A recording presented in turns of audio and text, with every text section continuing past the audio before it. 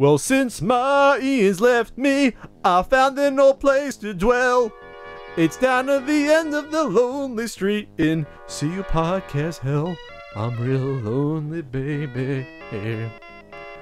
Broadcasting lonely. I'll be podcasting till I die. Welcome to the completely unnecessary podcast for Thursday, May 25th, 2017. I am riding solo since Ian's ACNES is acting up on him. He doesn't feel well. He'll probably be back for the 100th episode. Yes, this is episode 99 of the CU podcast. And what an episode we have for you today. I'll be talking about my trip to Norway I just got back from. A new Zelda mobile game has been announced. A new Super Nintendo game might be coming out. Bootleg Amiibo figures. Figure cards are being sold. The ARMS Nintendo Direct. Something going on with Coleco that's not related to the Chameleon. The Not For Resale documentary. And your Q&A, which right now is one question. Let's talk about my trip to Norway. And for those watching the video version of this, Ian's not here. He's not feeling well. I did that for the audio podcast. Why aren't you guys subscribed to the audio podcast on iTunes, Stitcher, Podbean, Google Play? You should be. Anyway, Norway is a fun trip. This was my second year there. It's rough, though, because not just the travel time, which from the West Coast to Scandinavia is about 16 to 17 hours of travel time. It's also the fact that when you get there, you don't realize the sun is always up. So it's up for 20 hours a day. Like right before midnight, it gets dark, and then 4 a.m., you hear the freaking seagulls chirping, the sun's up, and your body's like, what the hell's going on? And it's hard to get adjusted. But what was great about Norway, besides seeing my friends like Breno Floss, Norm the Gaming Historian, being roommates with my pal Gerard the Completionist, was meeting people you don't necessarily get a chance to meet. For example, David Doak, who worked with Rare in the late 90s. David Doak worked on games like Donkey Kong Country 3. He worked on Time Splitters. But what I wanted to pick his brain about was his work on GoldenEye. He was a lead designer on the seminal console first-person shooter. And it was interesting, the conversation we had. It was on the way to a restaurant there. I think it was a Friday night before Retrospiel Messen, which was the convention that I went to. And I was just trying to pick his brain about what it was like working on GoldenEye at the time. And I asked him, first off, do you imagine, or could you imagine this game you're working on being still worshipped and put on a pedestal 20 years later after its release? And he told me absolutely not. He couldn't imagine that he'd be asked to a convention in another country to talk about a game and other games that he worked on. They just treated it as a job. We worked on this stuff for a year and a half. We did this game and then we moved on to the next one. I guess it's hard to place yourself out of that when you're so connected to a piece of entertainment and art that once you're done with it, you don't want to look at it ever again. Whether it's, film directors say the same thing. I said the same thing with a certain NES guidebook where I don't want to look at it for a while after you're done with it, because when you're living with it day in and day out, it's hard to take a step back and have perspective about it. But David then also told me other cool little tidbits. I asked him, for example, were they surprised about being able to do the 4 players on the N64? Was that something that gave them trouble? And he said, well, when you think about it, you are splitting up the resolutions into 4 screens. So, the amount of detail in those 4 corners is actually only a quarter of the detail of the full screen. So when you think about that, that helped them out a lot when they were developing that mode, a 4-player or 3, if you have 3 screens, for multiplayer. I said, oh, that actually makes sense then. So in theory then, it's the same amount of horsepower, except when you have all the characters on the screen. And he said yes. For example, when you're playing the single player campaign, the game only really starts to really slow down and be, and the frames really go down when there's like explosions happening or when there's too many enemies on screen. That's when it happens. Otherwise, it's fine. And he said to get around that, they had very simple multiplayer levels. So if you go back and play GoldenEye, it makes sense when you look at the stacks or the caverns, for example, or the pyramid you're inside they're not the most complex levels. A lot of times you're looking at, just bare walls. You're looking at the ceiling. They're usually all similar color, not too complex. And he said that was a way to get around that and sort of save processing power and able to actually do that mode. But I also asked him about all the different modes they put in the multiplayer options. Slappers only, golden gun, you only live twice, big heads, all these options, paintball mode. These are all modes that, when you look at a game that comes out in the mid-90s on a console, that's a first-person shooter, these are modes that, for the time, you weren't seeing on another first-person shooters like Duke Nukem and Doom. They were more simple. And you don't see a lot of features like that even now in first-person shooters. Like just fun, quote-unquote, party modes that really gives the game more life, that on paper, we just have a first-person shooter, you shoot people, who cares? But now you have all these modes, you have all the different types of modes for, automatic weapons, mines, pistols only, you know what I mean? Like, they went above and beyond with that. And when I asked David about that, he basically said this is the best answer when it comes to game development. He said, we wanted to put in options that we wanted in the games that we wanted to play. Which makes perfect sense, that they had the liberty to do that. But what also helped was the fact that he said that there wasn't really a push by Nintendo to get the game out. So as you remember, GoldenEye was published by Nintendo, even though it was developed by Rare. So GoldenEye movie came out in 95, right? The video game didn't come out until, let's see, August 97. That is 2 years after the movie is released. I want you to think about that. I know it was a different time, but you're talking about a major IP, a major movie license you have for a video game. Imagine today a major movie coming out, and then the video game version of that movie not coming out for like 2 years afterwards. It's pretty unheard of. They usually like to capitalize on the popularity of a movie when it gets released to release the game. Yes, there's delays, but 2 years? Wow. And I know you have a lot of those like Sega Marvel games that got poor reviews that were sort of pushed out there in the past. So that's the bad part about pushing out a game to make sure it comes out. I'm just saying it rarely happens. And so what David told me was that they really got no pressure, and they could take basically all the time they wanted to at the time to get the game out there. And so thank God for that, because it allowed them to, perfect things, allowed them to put in all the modes they wanted. And you can see it. I mean, the game is, one of the most popular games of its era. On the N64, it's one of the probably top 5 most popular games. And it's a game that people go back to today. And I even told them that, yes, for me personally at the time, I wasn't too into the game because I was a first-person shooter snob from the PC. At the time I was playing stuff like Duke Nukem. I'd played Doom, and so for me, it's like, what's the big deal about this game? To me, it's just a first-person shooter with inferior controls, and I got to split my screen up with 3 other people, and I can't see what I'm doing. But that aside, which he laughed at, David, he was a good sport. It was still revolutionary, absolutely.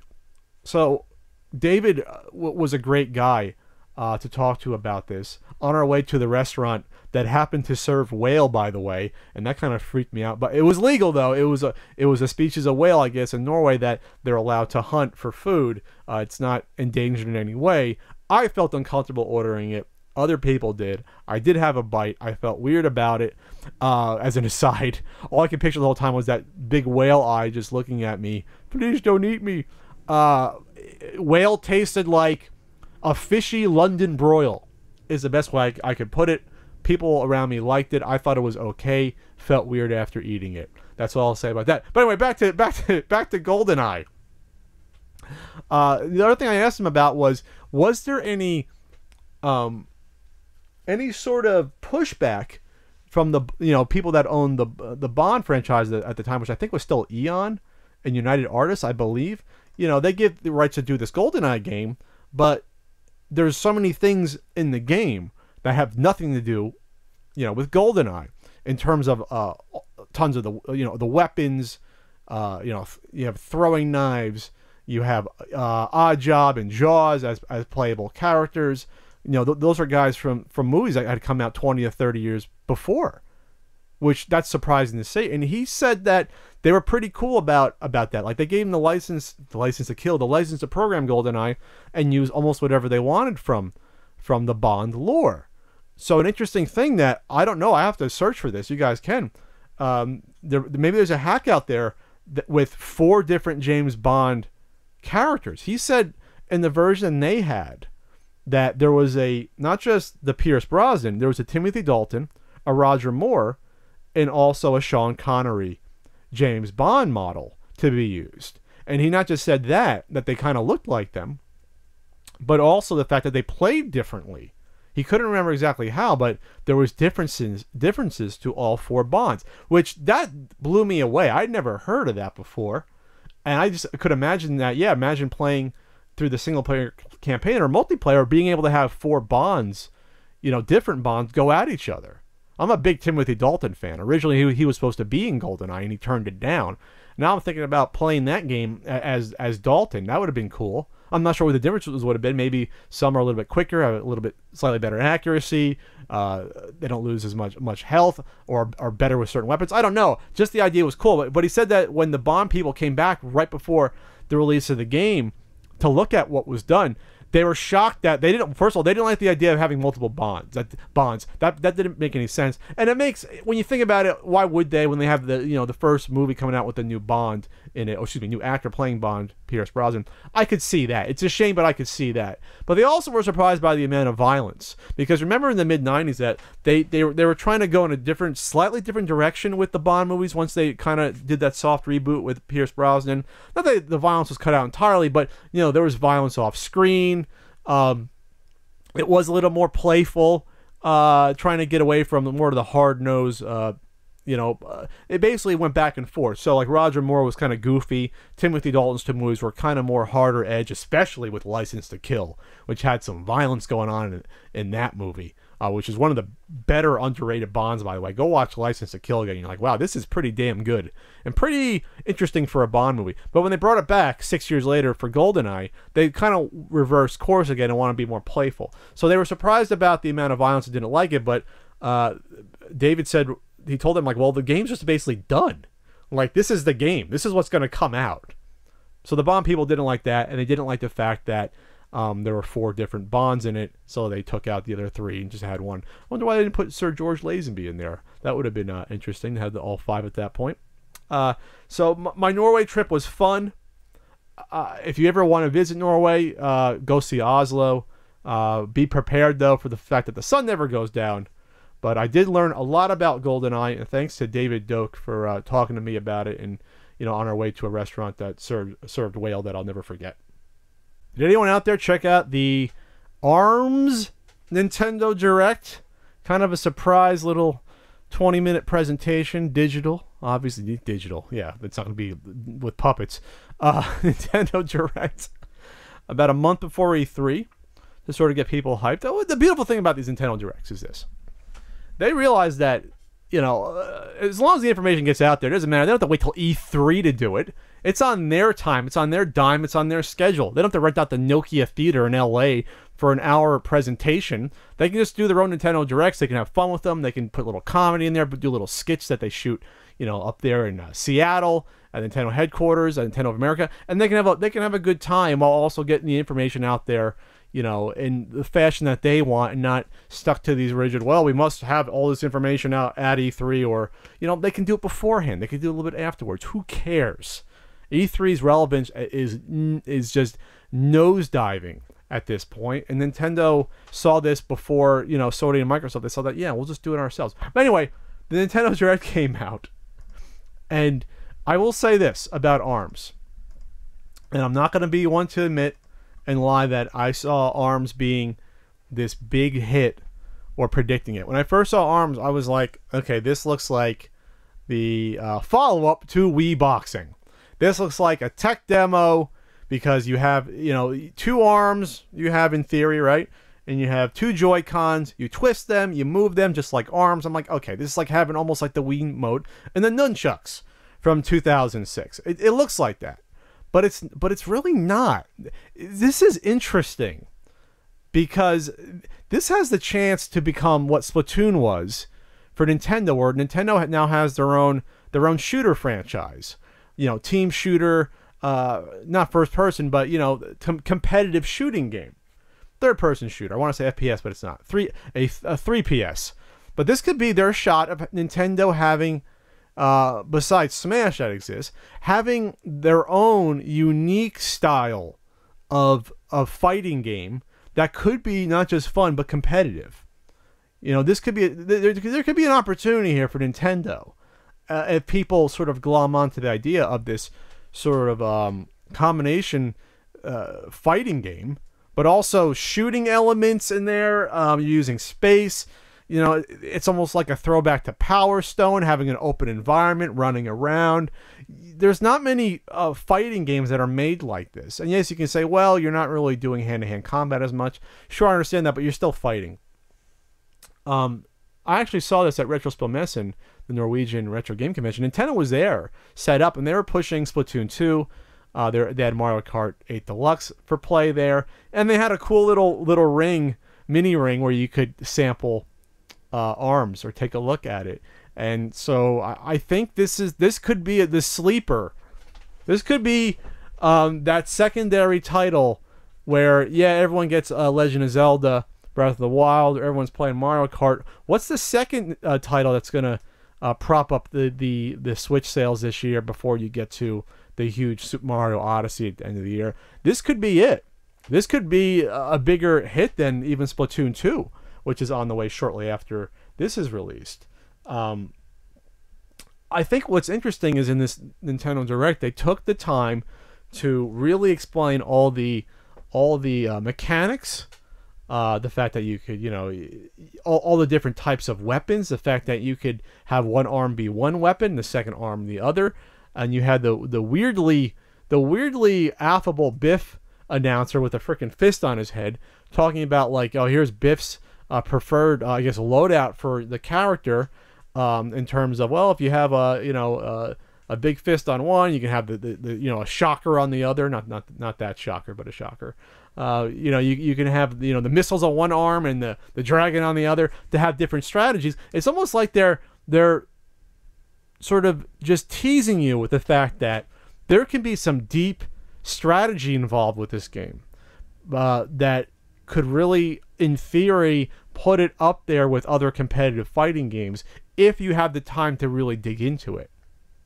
And I think that's what's appealing to me. There's 10 different playable characters at this point that they revealed, all with different strengths. Some are big and more lumbering. You got the ninja that can teleport. I think there's one character, one of the female characters can use kicks to deflect incoming attacks. So there's something going on here that is intriguing to me as a more traditional fighting fan. But this is something that's going to offer you something that other fighting games are not, just because it's so out there. So in theory, then you're going to have 10 different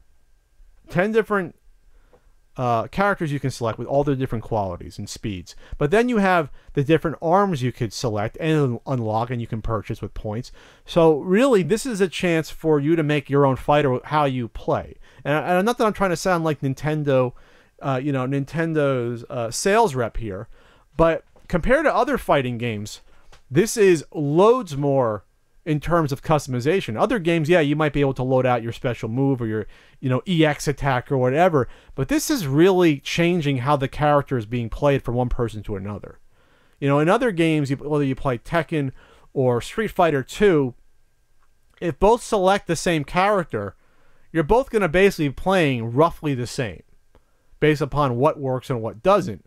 While here, if we both select the same character, that's only the beginning, because now how we play, we can be selecting totally different arms, different weapons, of which there are several types, besides being individual ones themselves and unique ones. And then the combination thereof can affect the strategy of how you're playing. It's really interesting to me. It's very intriguing. Yeah, I'm looking at some of it right now. I think this could be a game that if competitive gamers, especially in the fighting scene, give it a chance and really get there, maybe you'll see this show up at Evo. Like, who knows? That could be. I wouldn't put it past it. Why not? I think they have to get past the fact that it's so different, though, and cartoony, right? Will these characters be balanced? That's the other big, I guess, factor. If you're looking at, sort of games like Mario Kart, where, you can be good depending upon your loadout of your car, types of wheels, types of hang glider, or and then the driver yourself. Nintendo, I think, is taking that philosophy and applying it here. It's, basically anyone can be good based upon the type of character. It's not going to be like, unfortunately, when you watch some of these fighting tournaments for past Smash games or Street Fighter, it tends to focus on only a very small group are chosen by the elite fighters. They've figured out the game so much that they realize that, hey, if I'm going to play Smash, my best chances is with one of these, handful of characters for the elite players. The same with Street Fighter. They figured it out. Or with Marvel vs. Capcom. Like, they figured out, like, these are the characters that work the best. So I'm hoping Nintendo has balanced it so much, not just with the combination of the 10 characters, but also with the different types of arms you can use, that this will be a game that anyone can get in and create their own style, define their own style of play. It's exciting to me. It is. And then the extra features, the 2-on-2 matchups, the fact that there's like a basketball mode where you can take your opponent and dunk them. There's a really weird, cool volleyball mode where, there's a big ball that you have to punch over the other side. If it hits the ground, it blows up. This is nice. This is not now sort of breaching it from being a pure fighting game experience to maybe being a nice party game as well. Like 4 players can get into and play arms at the same time, 2-on-2. I like that idea. I also like the fact that, it seems like in terms of having the lobby open for competitive play, you can play some other game, you're called in. That's pretty cool to have that. So I'm looking forward to this. This comes out June 16th. Splatoon 2 is in July. Okay, June 16th. One last thing. You have some overt sex appeal in ARMS. That it was a mini meme for a while. What's her name? Twintel is one of the 3 or 4 female characters. It's a movie star, and what's unique about her, 2 things unique. One, she's not using her arms to attack, she's using her curly hair to throw the punches, which is interesting. But the other amazing thing about Twintel is that she has a fat ass. In terms of like a big ass for her body size. This is like the Nicki Minaj of ARMS. And not that that's it's not that that's missing from the game or shouldn't be in there. Hell, who doesn't like butts? You can quote me on that. But the fact that it's Nintendo doing this in a game and focusing on it, the screenshot came out with her hands on her hips in the trailer, and that got screenshot and was all over Twitter. Twintel's big ass. Nice, big, round, toned ass. The fact that Nintendo is sort of going after the sex appeal a little bit in this game. Well, it's a fighting game, you always had that, but in Smash you really didn't have that before, but now they have that. It's almost like sort of piggybacking onto, all the, the sex appeal of the Overwatch characters. And how that was sort of not that was a driving force of the game, but that created its own culture, the sex appeal of these characters that are in it. And now you're going to have something, at least with that character, that's also going to show up for Nintendo ARMS. So there you have it, Nintendo ARMS, selling you stretchy arms and nice round booties. Real quick about the Nintendo Switch getting a Splatoon 2 bundle and new Joy-Con colors in Japan. Well, it's not a shock that Nintendo could, make any color Joy-Con and sell it. At this point, there's only, 3 colors. You have red, blue, and gray, but you know, you're going to get your neon ones coming out. They're going to be neon green and pink, almost like a watermelon combo. And it's going to come, this package is going to come with, let's see, pink grips, green and pink grips. There's going to be a new Switch Pro controller. There's also going to be Splatoon stickers. So, and there's also going to be a Splatoon-themed Switch carrying case. What's interesting is that it's only coming out in Japan, and I wonder why that is. Why Nintendo feels that it couldn't sell here in the U.S. I think at some point that would probably come out here as well, but you don't know. The same thing like with the new 2DS XL, how there's different colors. You know, there's the blue, the aqua blue one, and I think we're getting the orange one.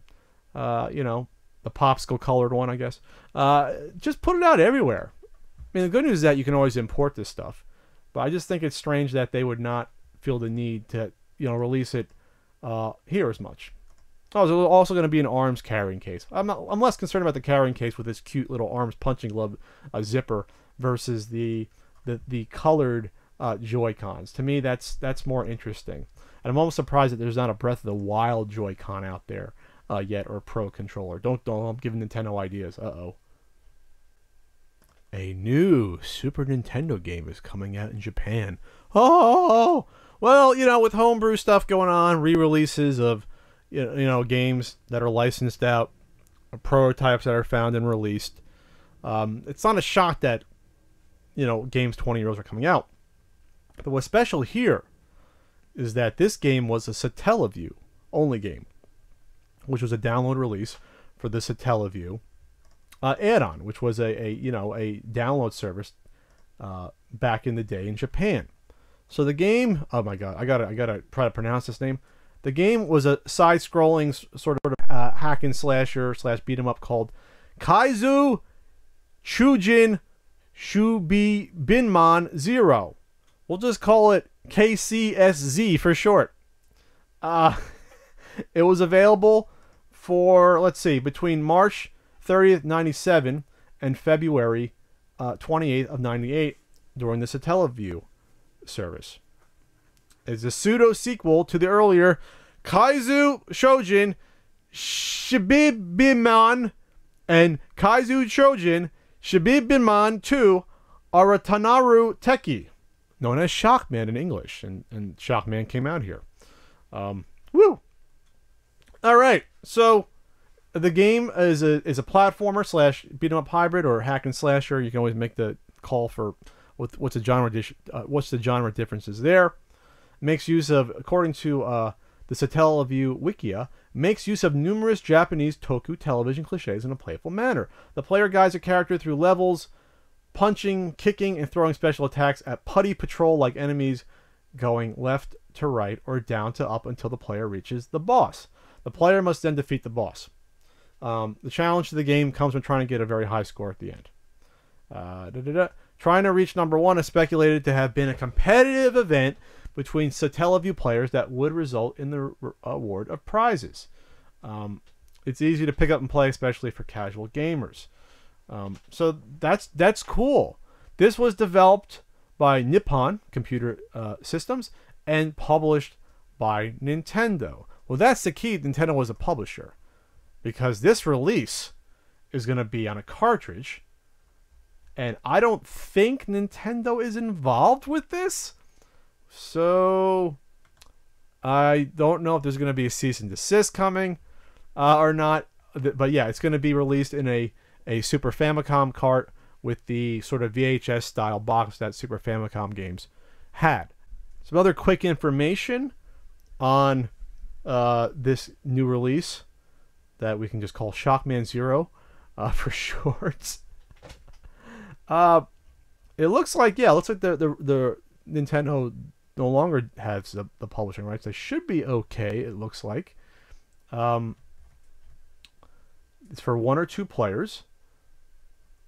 And it's interesting is that the description, this product is a game cassette that can be enjoyed on 16-bit game machines that are SFC/SFC compatible, which means Super Famicom.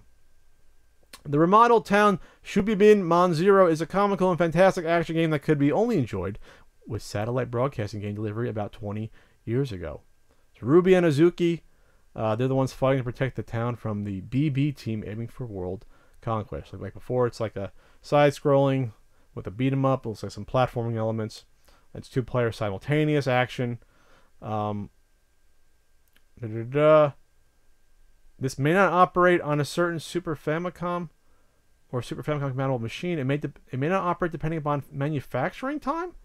What? I guess they're just putting that in as a disclaimer, just in case you have your Super Famicom or Super Nintendo, or maybe have a weird clone console. If it doesn't work, they can get away with it, I'm guessing. Let me translate the page on 4gamer.net right here.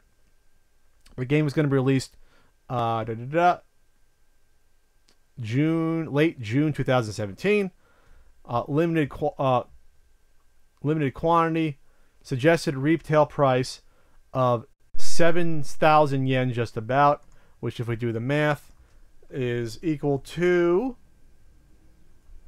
yen to dollar, about $63 US. So probably the price of a new Super Famicom game back in the late 90s. That's how much you're going to be paying for this download title. So I had never played this before. The graphics look cute. I think it's interesting that a game like this that no one had a chance to buy back then. Hell, we didn't have a chance to even know about it here in North America. Now you have a chance to do that. Which leads me to another point about probably the most important Satellaview game. We talked about the Kirby ones before and how they're trying to find a couple of those to preserve them on the download carts that that you would get for the Satellaview games.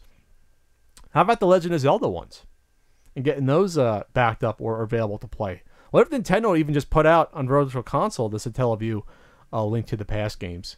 That would be amazing. They're not going to put on a cartridge, but what if they did that? I think that would be huge news in the mainstream gaming world, not just for us weirdo retro gamers. So if you can go on Amazon, you could somehow order this. I guess Nintendo doesn't have the rights to this anymore in terms of publishing, I'm guessing. You can go on right now. The product will be released on June 30th. I can buy the Amazon Limited Edition or the No Limitation Edition, which is 1,000 yen less. So that would cost roughly, I guess, $50-something instead of 63. What's the difference? I don't know. Hopefully the next podcast you will not be hearing, a cease and desist story about this. But I think it's great. This is great for game preservation and just getting the word out, because without this being for sale, it's a game that people like me may have never heard of. May have never heard of this, unique, obscure Satellaview game. All right, I gotta throw some wrestling into here. Why not? Let's talk Jinder Mahal, WWE champion. If you're not familiar with good old Jinder, he came back to the WWE. What was it? Earlier this year. He came back looking a little soft in the belly. Not in the best shape of his life, but boy, did he get into the best shape of his life soon after. He got ripped. He got absolutely ripped. There was a short storyline thing. Where was it? He beat up what's his name from the 3-man band, his partner, to get a contract, Heath Slater. So he ends up getting a contract. He shows up on SmackDown or whatever. He was bound. I think it was on Raw at first, and he goes to SmackDown. Whatever. He gets absolutely ripped. I mean, shredded. This guy.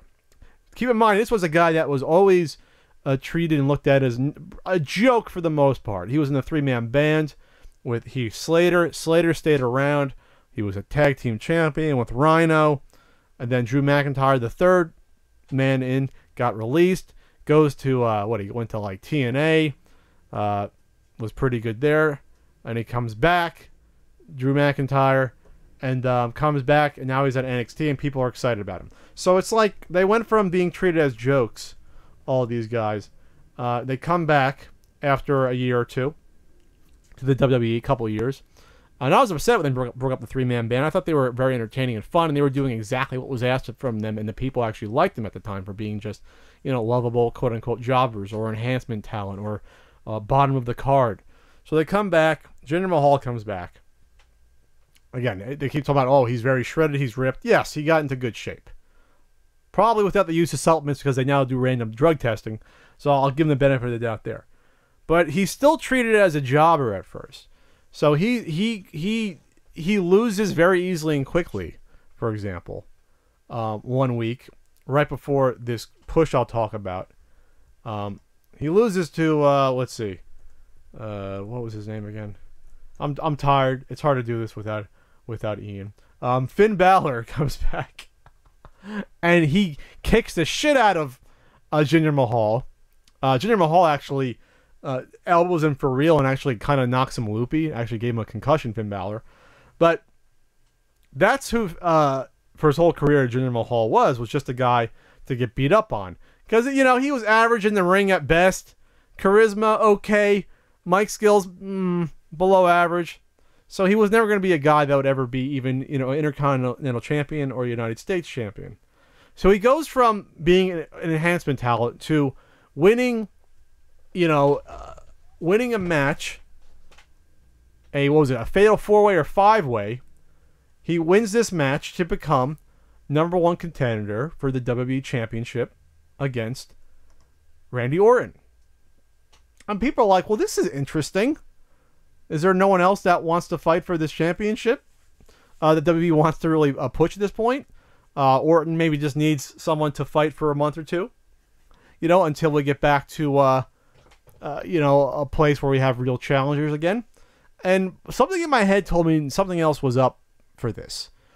Something was up that since there was no build at all to Jinder Mahal being a #1 contender, pushing him into a main event, that something strange has been happening.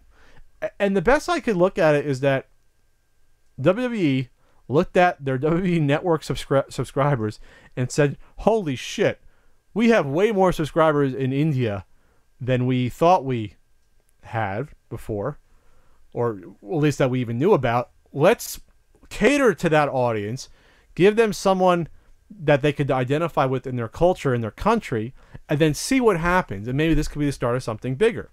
Let's establish a star for the most populous country on the planet and see what happens. A huge market that they could get into and maybe do more live events there, and maybe then develop other wrestlers of Indian descent or directly from India. And I think that's what really was happening here on this decision to really push Jinder Mahal into the main event. But, well, holy shit, was it done awkwardly because there was no build-up. See, when you're telling stories, you have to establish threats, whether it's a villain in a story. That's always why when you watch like any movie with a villain or any movie with like a super villain, they show them doing bad things to people early on to show not just the motivation of the characters, but also to say, hey, this is a threat. This person's bad news. Watch out for them. The problem with Jinder Mahal is that they never did that before thrusting him into the main event. So it never gave the fans an opportunity to, in quote-unquote, the story, to take him seriously. Pat, wrestling's fake. Yes, we all know it's fake, but there are logical storylines that wrestling fans look for and expect. If they don't think in the story, the same thing with a movie or TV show, if they don't think that the character is a real threat to the protagonist or the hero, they're going to be like, what the fuck are you doing?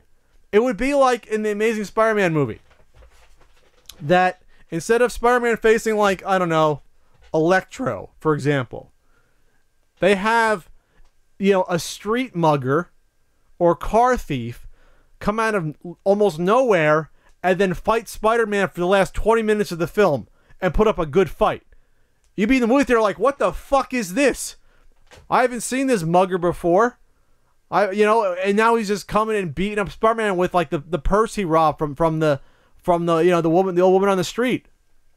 It screws with your mind, and your suspension of disbelief just vanishes. It implodes. And that's the problem with Jinder Mahal. So they go from a guy that wasn't taken seriously before ever, a guy who never won a real match of importance, to now being in the main event for the WWE Championship. So he faces Randy Orton. What was it? Payback? He faces him, and he beats him. Again, if you had established this guy as a credible threat before, beaten some other superstar, some guys in the mid-card, maybe, over the course of 3-4 months, you put him in some tag matches where he shows he's somewhat competent in being a quote-unquote good wrestler and being a threat. If you did that over the course of like 4, 5, 6 months, instead of just 1 month and you just fucking throw it at us and shove it down our throats, I think we'd be more accepting of that. I think that would be something that the fans would be like, okay, this makes sense to us in terms of the storyline. So he comes back. It was a Backlash, not Payback. At Backlash, he defeats Randy Orton. Now, it was with some interference where Orton's back was turned. He was fighting off the two little assistants.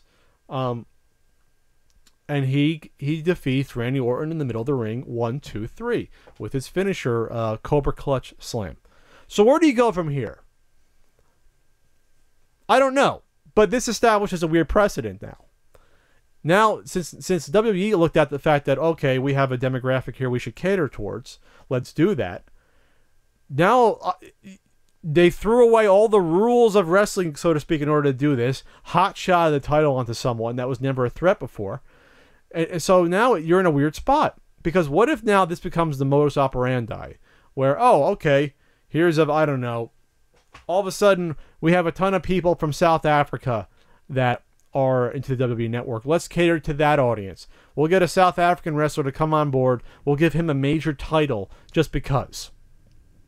But you know what? They can get away with that because what's happened here with Jinder Mahal shows where their business is. Live events, yes, you make money there. Yes, you make money with having it on TV, SmackDown, Raw. But they're looking at that $9.95 a month for 12 months, $120 a year, coming from, tens of millions of people.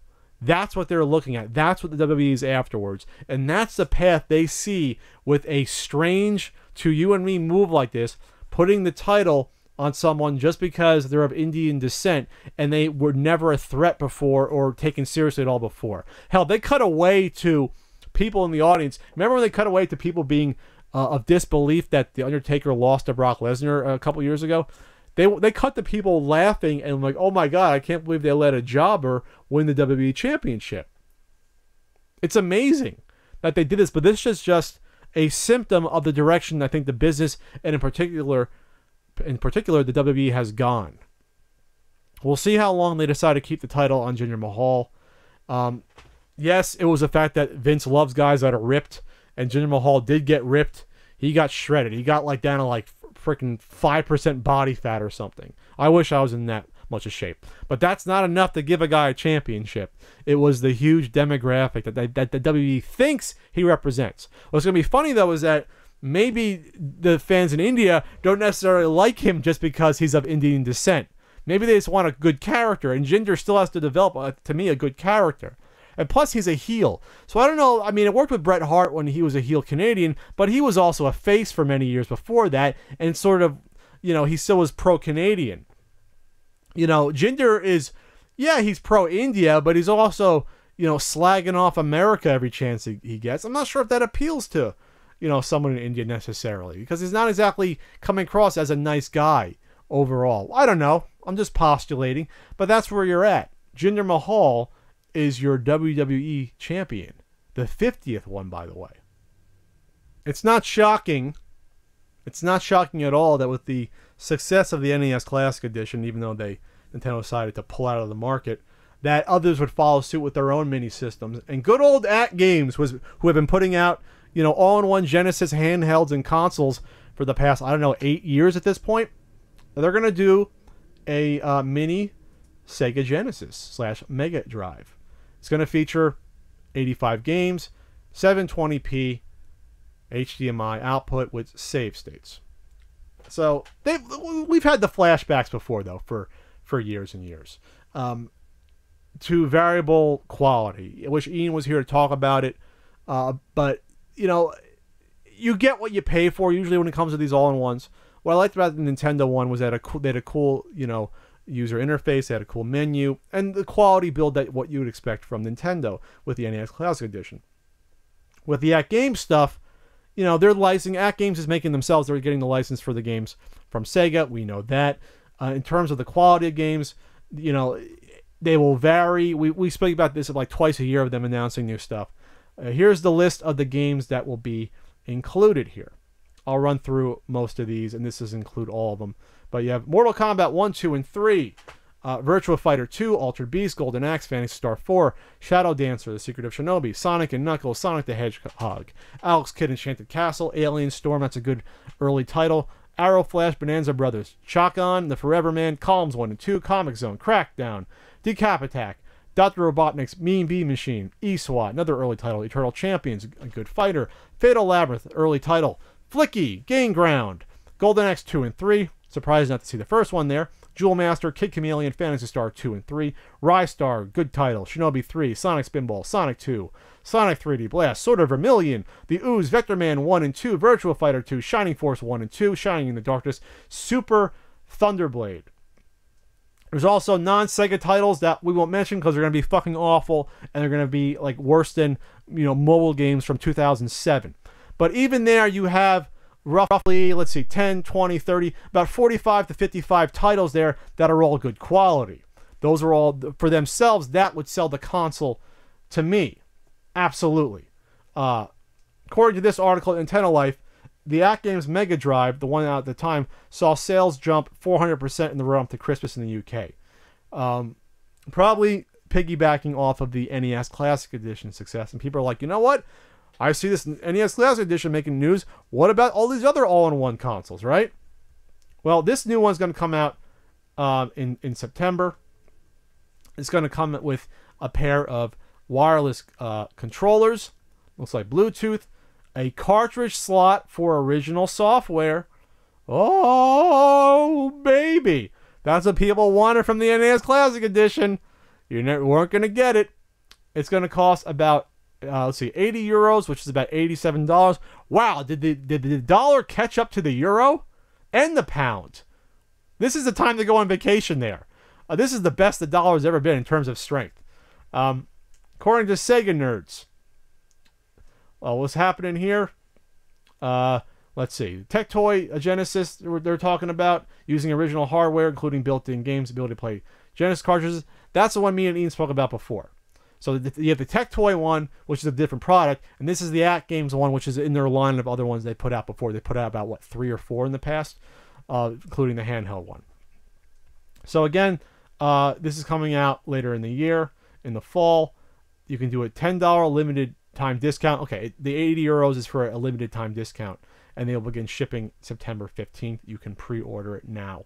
Even SegaNerds.com says, we know that At Games' previous efforts in manufacturing a Genesis clone left a lot to be desired, their words, especially in the sound department. Ian could attest to that the sound was always bad. So the jury is still out whether or not the system is worth your investment. So you have a combination of hardware to play your original games if you have them, original being old games, or you're gonna have the built-in ones which will be built off some sort of emulation. The non-Sega games, we spoke about this before in the past, stuff like this. Air hockey, bomber, checker, not checkers, checker. You only get one checker that you move around diagonally. Hangman, Flash Memory, Hidden Agenda, Curling 2010, Maze 2010 from that historic line, Naval Power, which would probably be a Battleship clone, Spider Snake, Whack-A-Wolf, and 30 other games that you'll never play if you order this system. There you go. Trying to cash in on the NES Classic Edition. I don't blame At Games at all for this, for doing this. The Mini Mega Drive. It just remains to be seen what's the quality going to be in terms of the emulation, especially with the sound. Here to talk about Loot Crate, proud sponsor of the CU podcast. Great stuff, exclusive items in every crate every month.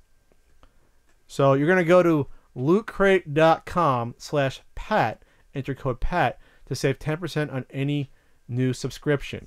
June's crate is Alter Ego.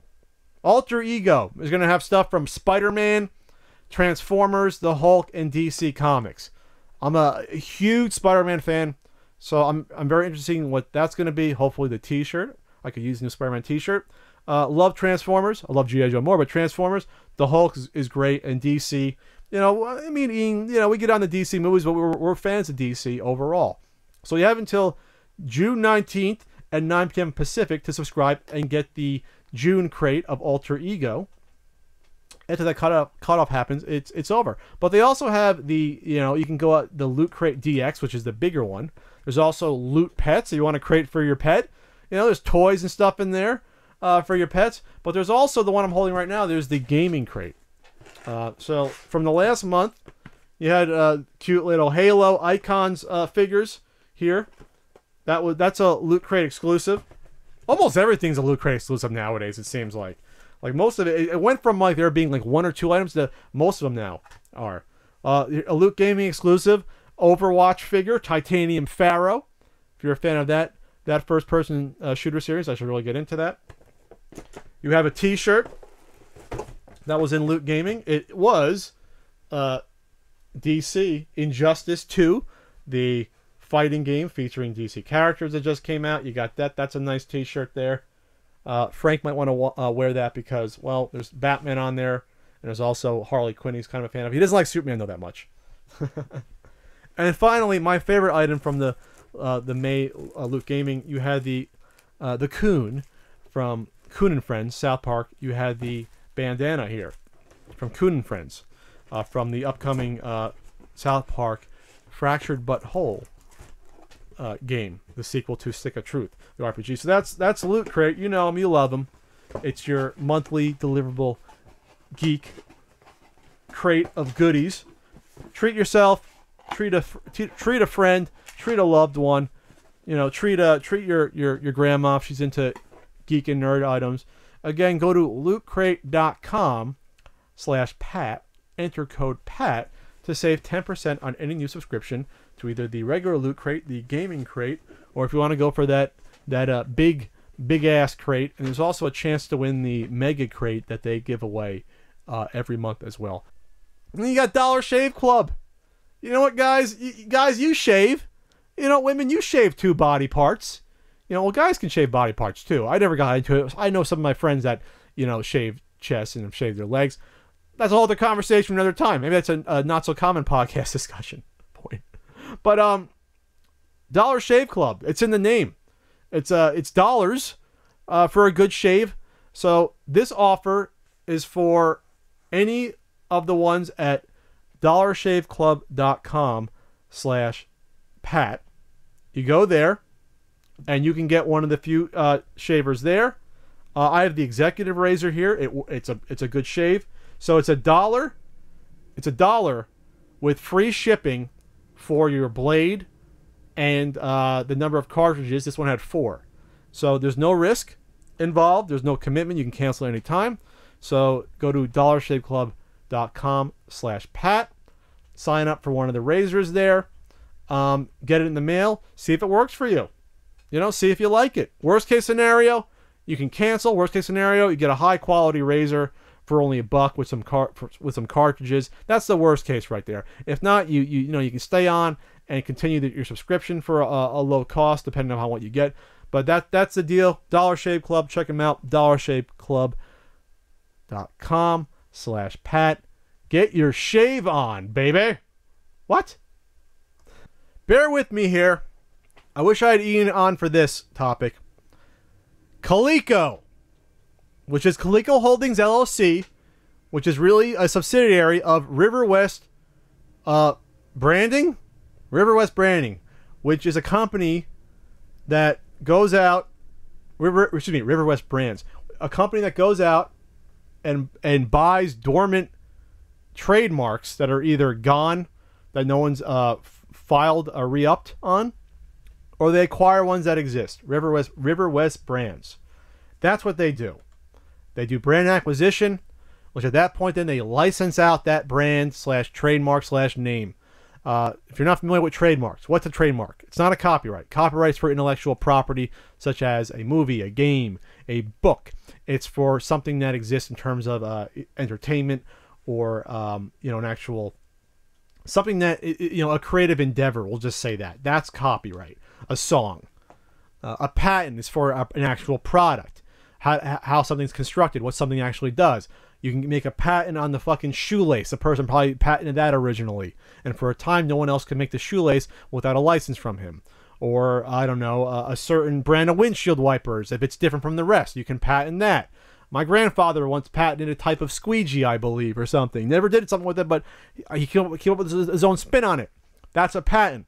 What a trademark is a name or a logo or a picture that is used in conjunction with a product or with a brand or with a company. That's a trademark. The most simplistic of the trilogy of, I guess, property that you could, get rights to use. So trademarks have to be re-upped for specific uses. Again, usually with a company or with a brand or with a product. That's usually what trademarks are used for, or for a website. So that's what River West Brands LLC does. So with the whole Coleco Chameleon debacle, when that happened, Mike Kennedy thought, I'm going to take the retro VGS and rebrand it with Coleco's permission to get the license to make it the Coleco Chameleon. Coleco, the actual company, hasn't existed for at least 20 years. They went out of business. That company, the good old Connecticut Leather Company, founded in 1932 in New Jersey, in Connecticut, headquartered in Manalapan, New Jersey, who produced the Coleco Chameleon. They didn't produce the Chameleon. God damn it, Chameleon, you're on my mind. They produced the real system, the ColecoVision, the Atom computer, and probably the most famous product of all, Cabbage Patch Kids. They were big. They disappeared in the late 80s. And then the brand was revived in 2005. And now it's held by Coleco Holdings, LLC, which was created under River West Brands. So in terms of the Coleco Chameleon, before I get into the meat of the story, what probably happened was Mike Kennedy probably had some sort of license deal with them, some sort of royalty where for, I don't know, every Coleco Chameleon system that was sold, maybe they kicked back, $3, $4, $5, $10 to Coleco Holdings, and that's how they made their money there. I don't think it was an upfront deal there. Ian and I gave Coleco Holdings the huge benefit of the doubt when it came to this. We thought they got suckered in by Mike Kennedy. They didn't know that Mike Kennedy really had nothing to offer and was trying to get on with smoke and mirrors just to complete a Kickstarter successfully, and did whatever he could to get to that Kickstarter and was hoping to get the seed money by hook or by crook, which is what he did or attempted to. So we think that Coleco at that point was just like, okay, we'll just license you this out, not knowing the fucking disaster it was going to be. But it did show bad judgment by Coleco Holdings to do that.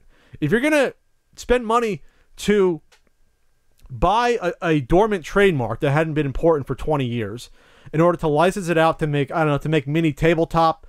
I don't know if someone's, it's been licensed out for, how Act Games does the Sega Genesis all-in-ones. There has been an all-in-one Coleco Vision that has come out. So that's smart to do that. It's smart to, call it whatever you want, squatting on a trademark, but if no one's bought the rights to it or done it, do it yourself, register it, and then if people come to you, be like, okay, yeah, I'll let you I'll let you do the hard work, the actual work of producing a product like a mini arcade or a new ColecoVision or a new product. You do the work and you just pay me for the rights to use a good old ColecoVision name or Coleco logo and slap it on your product, which is basically what Coleco Holdings exists now. They're not making their own products.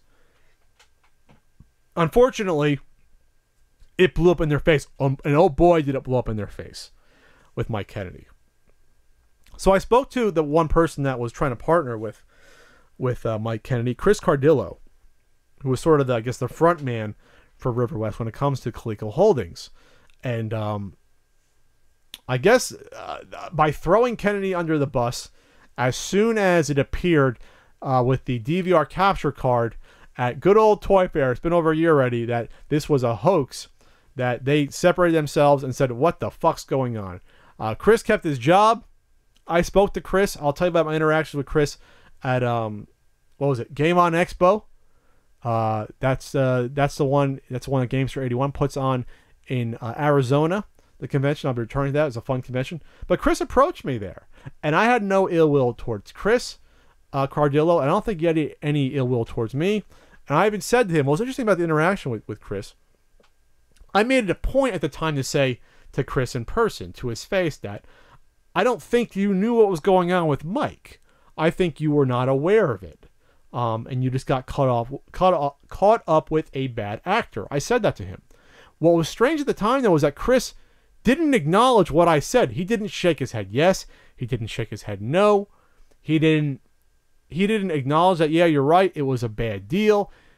He didn't respond at all to that, which at the time I thought was okay. Maybe he felt embarrassed by it, but I don't know. I'm hoping that's all it was. And I brought it up again at the end of our conversation because I think he was going to invite me out to they're doing a Coleco convention in Edison, New Jersey. So I think he invited me out to it last year. It's going to be, I think it's later on in the year. I have no interest in going by way because it doesn't look like a good show. But that's a whole other issue for me talking to Chris. But when I mentioned the Coleco Chameleon again at the end, again, stone-faced, poker face, didn't mention anything about it. Didn't really think much about it until now. Because now, Coleco Holdings, and then Chris Cardillo are now involved with something else. So right now, they are strong-arming a Facebook fan page based upon trademark infringement of Coleco and ColecoVision. It's very strange what's going on. They're trying to shut down and get into trouble a Facebook fan group of ColecoVision, a fan group called ColecoVision Fan. They submitted several trademark infringement DMCA, which are Digital Millennium Copyright Act takedown notifications from Facebook by Coleco Holdings, which again is River West Brands, Coleco underneath them. Due to them posting photos and videos of ColecoVision homebrew games that are published on the page. This is a little confusing now. So basically what's been going on is they're in the homebrew scene for, the last at least 15 years. There have been homebrew developers making ColecoVision games.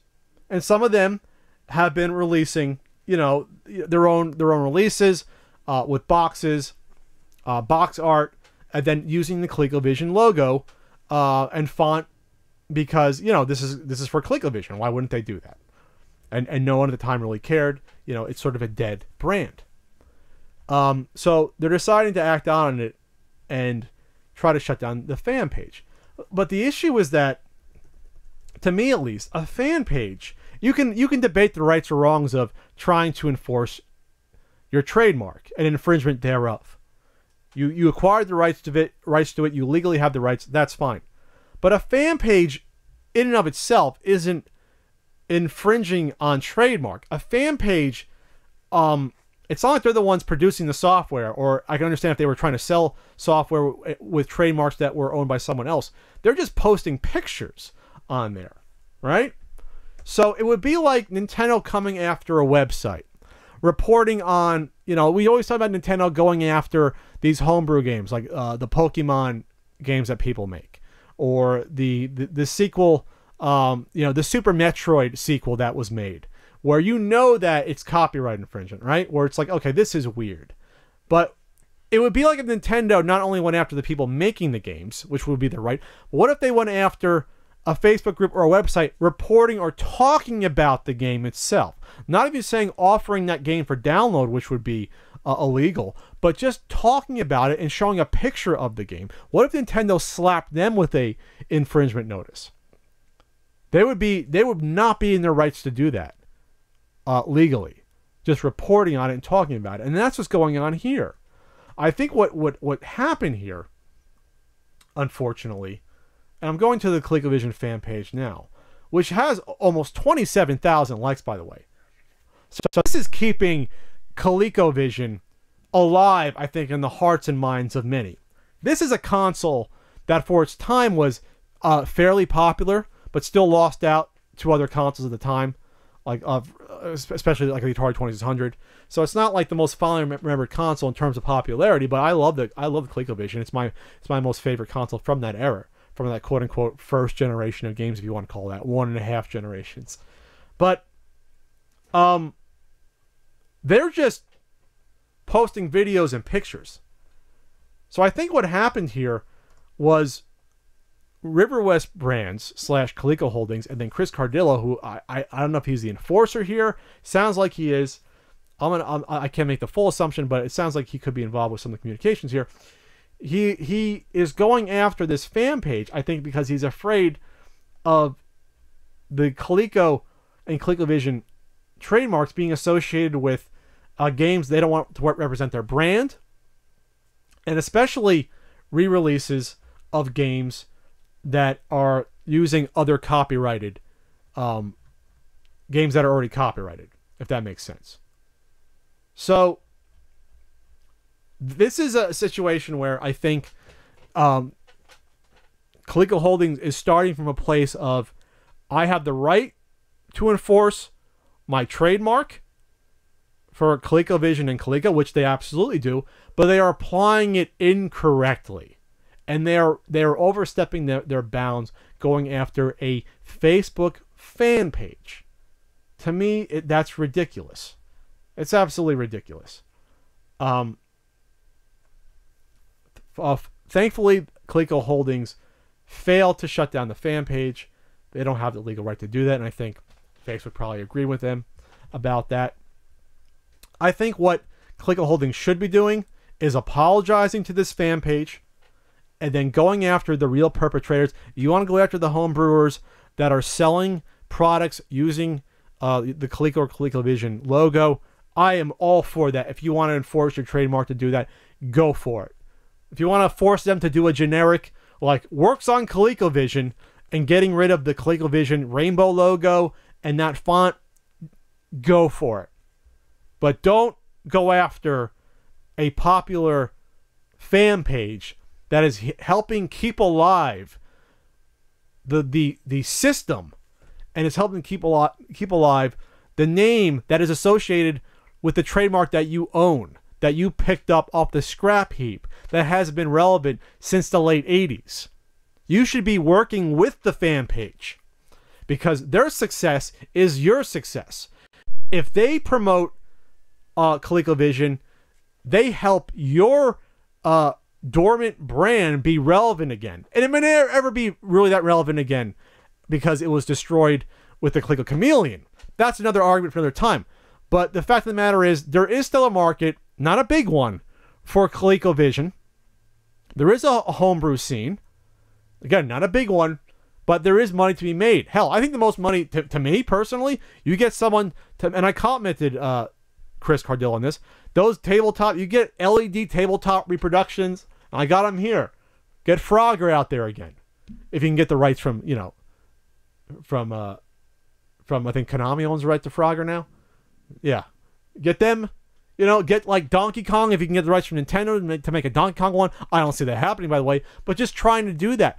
Make those tabletops again. Slap Coleco on there since they made the originals. I love those tabletops. Do that. Make an all-in-one console. Have someone make it, and then have your name slapped on there. That's fine. Do that. That's how you should be spending your time. If you want to go after the homebrew developers, yeah, I can see that. If they're putting out a porno game and slapping your trademark on there, if you don't like that, yeah, I can see that. But don't go after the fan group, because they're not producing the product. They have nothing to do with it. It's just a weird situation. I can understand Coleco Holdings if you're upset about if someone's putting out games that they don't own. I'm looking on Atari Age right now, who's recapping what's been going on there, and I think Chris Cardillo of Coleco Holdings responded there, and it's back and forth. If someone puts out a game that they don't own the IP of, like Bosconian, for example, and doing a ColecoVision version of that, or doing, let's see, I see a picture of Operation Wolf, Twin B.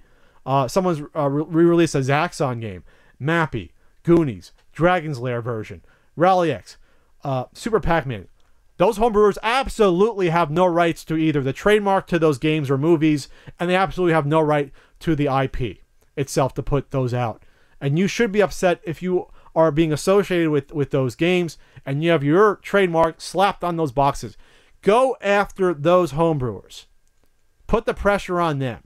Work with, instead of filing a DMCA takedown, why don't you work with the people running the ColecoVision fan page? Work with them. Say, hey, listen, this is a situation. Can you work with me not to promote this garbage? Do that, but don't overstep your bounds and try to get the fucking page shut down, because it makes you look like an asshole. And after the Coleco Chameleon debacle, you need all the help from the community that you can get. And the benefit of the doubt that many in the community gave Coleco Holdings and River West Brands for getting into bed with the slimeball Mike Kennedy, and we gave you the benefit of the doubt with that. Now we might start to question ourselves and maybe thinking that either you knew more than you did, or you were just really fucking stupid in giving Mike Kennedy the keys to the kingdom when it comes to your brand, when it came to Coleco and ColecoVision. So try to repair the damage to the community that really is promoting your brand and has been keeping it alive for the past 20 years. Because without those people, the brand that you picked up off the fucking scrap heap would be worthless. Let's check in with my buddy, Ian. Hello. Hey, Ian, what's going on? Not much. I'm just laying here. Are you podcasting? I'm doing my best to record a cast, to pod a cast. It's almost like throwing a reel into the water, like a fishing rod reel. You don't throw the reel, you throw the line in, right? I haven't fished since I was 4 years old. I think I caught a flounder and felt sad. So, yeah, there's nothing. I like the idea of fishing when it's sitting by the water drinking a beer. But that's about as far as I go. I'll hold the pole even. I just don't want to hook anything. I don't want to catch anything. Someone isolate that. Ian likes to hold the pole. Can we isolate that? No. So you're going to miss great topics like the Venom Solo movie, which if I'm not tired, I will get to that seemingly disaster. But it'll probably be decent because of Tom Hardy. But anyway, we can talk about it right now. Ian, what do you think about there being a Venom Solo movie that has no connection to the Marvel universe, the Marvel comics universe, movie universe? I think the choice of actor is pretty solid, actually. But, I've never been a huge fan of Venom. And, the fact that it has no connection to the MCU, puts it squarely back in the dregs of trash, like Fantastic Four, type movies and stuff like that. I don't know. Venom just seems so 90s to me, and he's dark. Yeah, he's very 90s. I don't know, dark. Well, here's the thing. Here's the deal.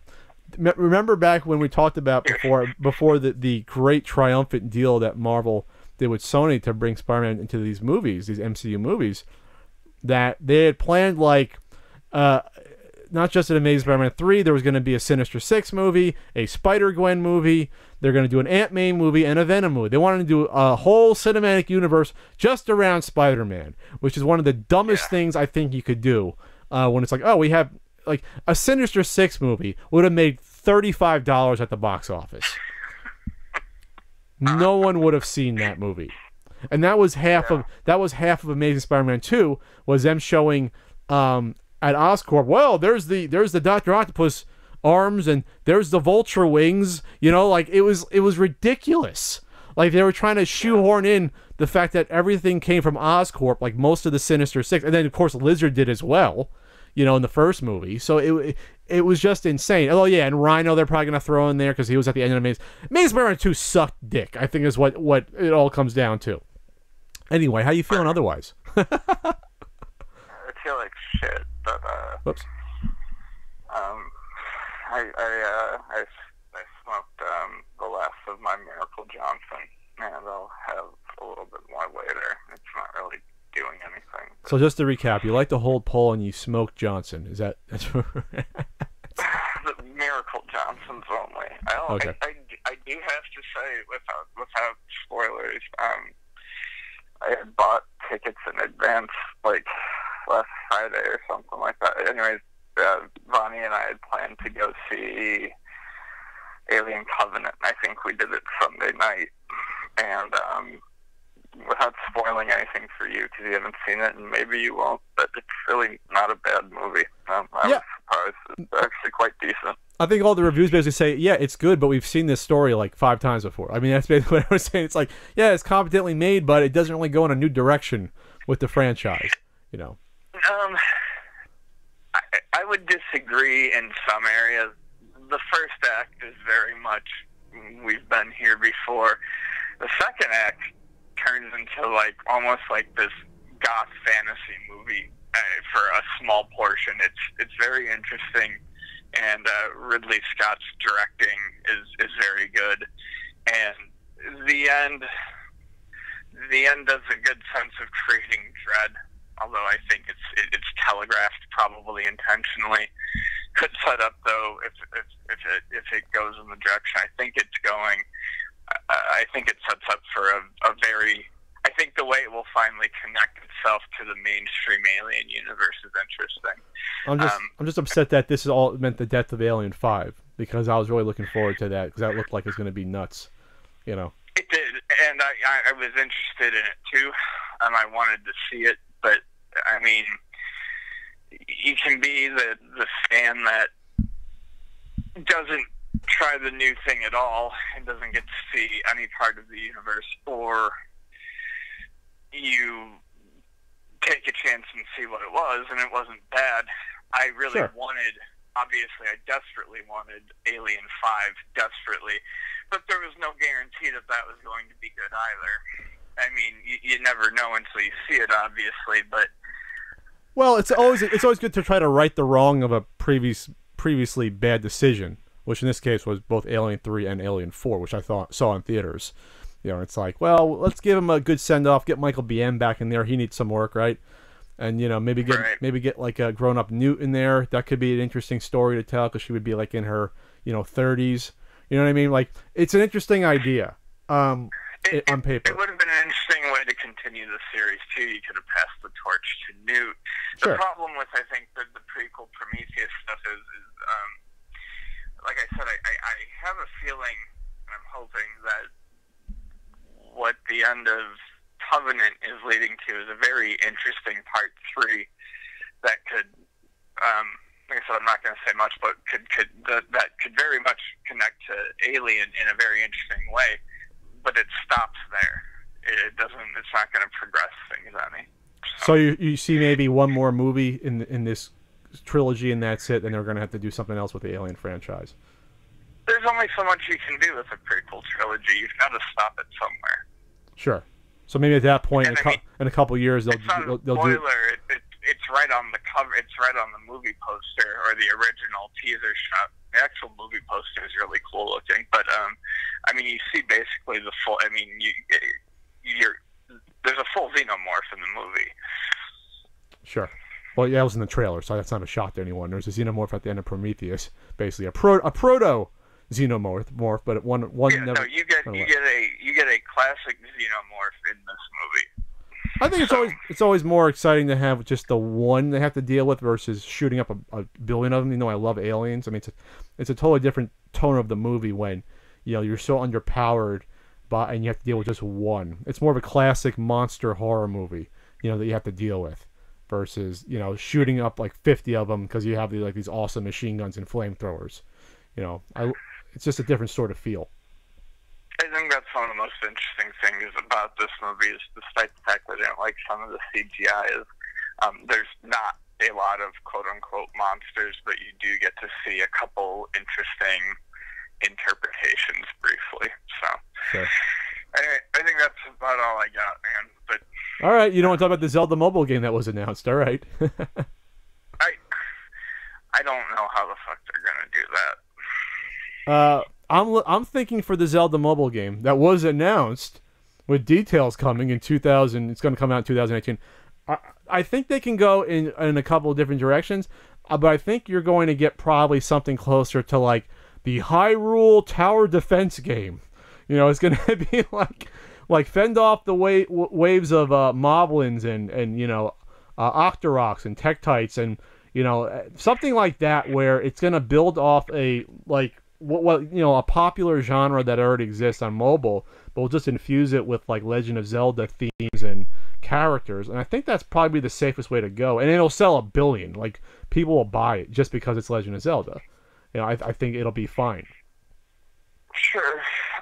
And they did have 2, you know, fairly successful portable Zeldas that were based on touch. I actually never played them, so I can't say much about them, but it's not like they can't do it. I just I really don't know how it's gonna make that transition effectively. I think the announced Animal Crossing game is something that's going to be far more at home on mobile. Well, sure, because you have already like a genre that's semi-connected to that, you know, of games. So right. It's almost like it was stolen from Animal Crossing. Now they're going to retrieve it. You know, they're, you know, like how many people used to play like fucking Farmville on Facebook? Is that still a thing? Farmville? I have no idea, but I mean, I remember all that shit. But you see what I mean? It's like, okay, Nintendo wants back in. They want to reclaim the throne of that. Give Animal Crossing a bit more credit than that, but yeah, I mean, obviously, it would appear to it'll appeal to everyone who those types of games appealed to in the first place, including those who may not have been around to play them, and you know, the first time around. So that's on target for this fiscal year, which means before end of March 2018 that'll come out, and then you're probably gonna get Zelda later in the year. So that'll be interesting. Originally, it was supposed to be fall 2016 Animal Crossing, so wow, they pushed it back a while. Okay, so yeah, I think you're gonna have the you know, 2 a year. Nintendo will have to be careful, obviously, very careful, but they're not gonna do something that they could do on a console on a freaking mobile phone. They're not gonna do that. Like, it's not like anything they put out. It's not like the Zelda game they're gonna put out on the iPhone is gonna cannibalize Breath of the Wild sales. You know, it's just not. It's different markets. You know, it's right. not. They're not going to be dumb enough to do that. I could see them doing something more full-featured and interesting, say, with Animal Crossing, like a more full-featured, more interesting. This is what I predict for the Animal Crossing one. They announced an Animal Crossing at E3 or at some point this year. The Animal Crossing app is timed to come out somewhere alongside it. It's probably like a more full-featured Miitomo, and it ties in with the game so that it gives people more of a reason to go back to the iPhone game. I would imagine that the console game will be the fleshed-out game without in-app purchases, and then I imagine that the app will let you do stupid things, and of course there'll probably be in-app purchases in that. I bet they'll make it tie in.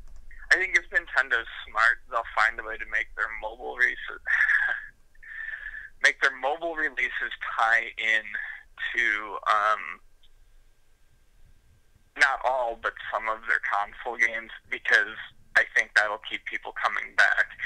Their games have had really strong mobile launches, but not very strong play retention.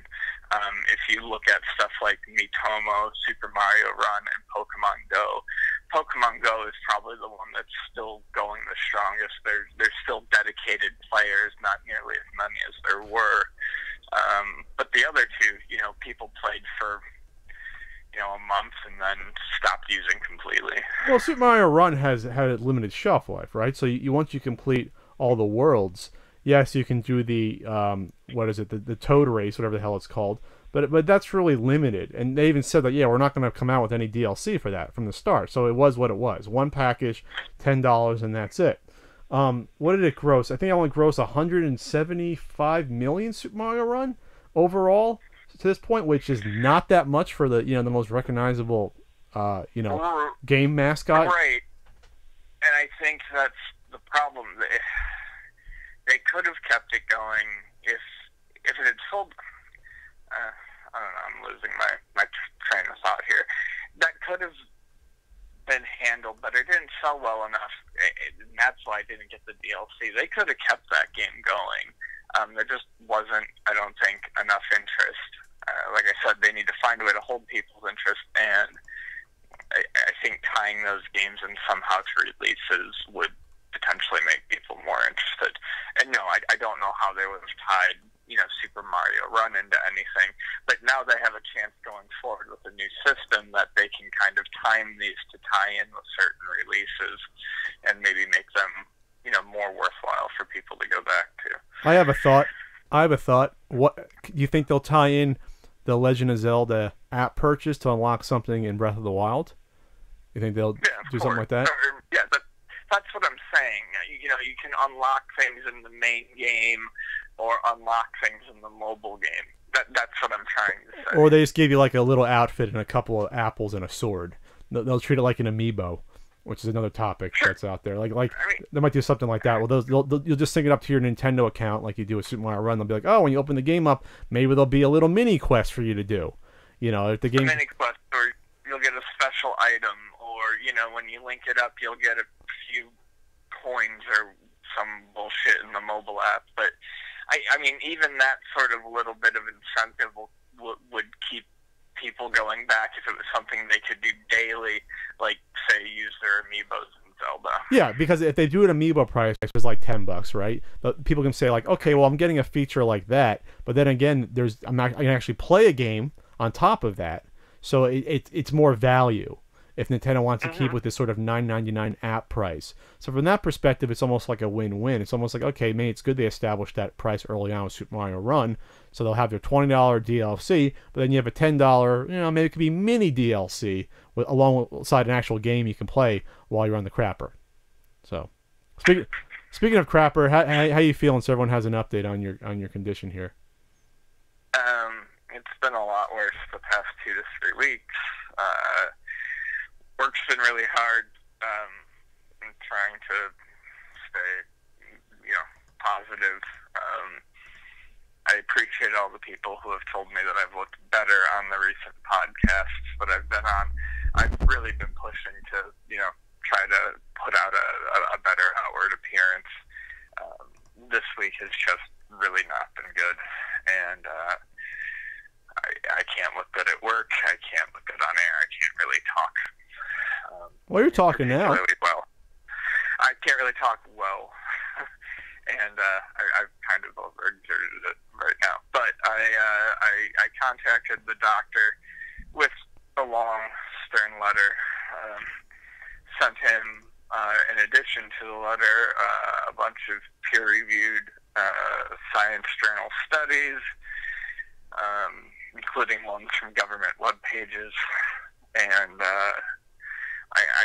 he just sent me a very quick reply this morning that said, we'll arrange follow-up quickly. So basically I just have to wait for Kaiser Permanente. For those who don't know, it's kind of a interesting, weird insurance umbrella. You basically go to their facilities, which are medium-sized to large-sized, almost hospital-sized buildings. There are hospitals where basically all of their doctors are in-house. It's like mall medicine. So they will call me and they will set me up with another appointment. I'm pushing heavily for the steroid injections, which, as far as research shows, aren't permanent and don't work for everyone. But if they do work for me, I could be looking at up to 10 months of reduced pain, which would at least allow me to get on most of my life for a while. And then, we can see about repeating that procedure. Sure. Any thoughts on the all the Amiibo NFC cards being sold for Breath of the Wild? Yeah. I'm stretching it. I was the one who posted that, put that topic up there, and I think it's I think it's fine. You know, there's certain things that only, you know, those certain amiibos can give you. Like, I think it's the Smash Brothers Link is the only one that can give you Epona in Yes. Breath of the Wild. And it's an incredibly hard figure to find now, even though it used to be everywhere. You know, at the time that I posted that article, I think I saw it on eBay going for about $50. Nintendo doesn't print them anymore. I don't even think they were making them at the time that Breath of the Wild came out. You know, people obviously want Epona, so... Well, it's interesting because this is still it's still copyrighted software, so it's not legal to sell this. It's not legal to actually create your own if you want to get technical for use. No, it's not. But in this instance, I don't care. So people are selling sets of cards if you want to do it yourself. NFC PVC cards. If I go on eBay right now, they're basically $1 each at 10, and if you get like a fucking 100 of them, they're less than $1. So people are either getting them themselves, and I guess you can do this through what? You can do it through I saw someone said you can do it through software on a freaking Wii U. You could somehow do it. You could put the codes on here, and then people are reselling the individual ones, which is basically you're basically paying for the service of someone doing it at that point. I've seen them as cheap as like someone charging like $2 to $3 for one of these things, which is you know, a markup on profit right there. I think it's fine. I you know, DLC is one thing as long as it's, you know, available, but this is DLC that is stuck in a physical object that they refuse to make, and as long as they're not making them, I think that sort of withholding structure. Well, is it necessarily withholding structure, or the fact that they may have not have foreseen that people would want to go back and get 2-year-old Amiibo, right? And so it's like a bonus. Well, you know, everything that existed as Zelda, we'll make sure if people already own it, we'll put it in as a bonus. Because, you know, you don't need all these extra weapons or Epona in order to beat the game or even have a good time. The wolf is pretty freaking cool, though. If you get the wolf, I have to admit that's pretty freaking cool. But they're all, to me, bonuses. Okay, here's the best one I saw where it's $20 with free shipping to get the 18-piece set, I guess, at this point. But what Nintendo's also concerned about, though, is that people have pulled out the codes for the unreleased Amiibo and are selling them. They've analyzed the game and they've discovered that what's a 3-1? Here we go. Majora's Mask Link, Skyward Sword Link, and Twilight Princess Link. All right, these aren't coming out, I think, till what, June? And people are already exploiting the game to get this stuff up front. So that, in theory, is costing Nintendo money. It's not just at that point. Well, you know, boo-hoo, big company Nintendo. You know, they're not making money on this, so screw them. You know, this is future stuff that's being pirated. This is like a strange, unmarked territory, I guess, when it comes to this stuff. Well, obviously, there's no way to make this happen. But I mean, in a perfect world, I mean, basically, I'm totally fine with if Nintendo's not printing anymore, if they're not making any more, say, Smash Zelda or Smash. Actually, well, Smash Zelda unlocks something too. But if they're not making any more Smash Link, I have no problem with people not wanting to pay $70 on the second-hand market and just swiping a card across so they can get a bonus. Obviously, I don't particularly like the idea of, on the other hand, of people, you know, ripping out stuff that hasn't even been released yet.